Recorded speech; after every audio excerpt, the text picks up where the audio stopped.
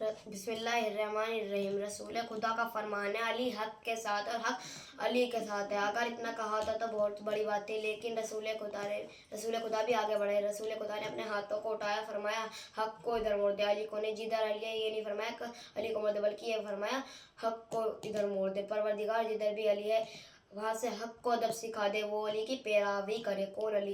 وہ علی جس کا سچائی خانہ کعبہ بنا ہو، وہ علی جس کی پہلی غذا لعاب رسول خدا بنی ہو، وہ علی جس نے سورج کو روشنی دی ہو، چاند کو نور دیا ہو، پہاڑوں کو بلندی دی ہو، دریاؤں کو روانی دی ہو، ہواؤں کو چلنے کی آزادی دی ہو۔ اتنے فضائل مولا علی کے کہ لکھتے لکھتے دریائے ختم ہو جائیں، پہاڑ ختم ہو جائیں، انسان اپنے عاجزی کا اقرار کرے۔ مجھ میں اتنی طاقت نہیں کہ مولا علی کے فضائل پڑھ سکوں یا بیان کر سکوں۔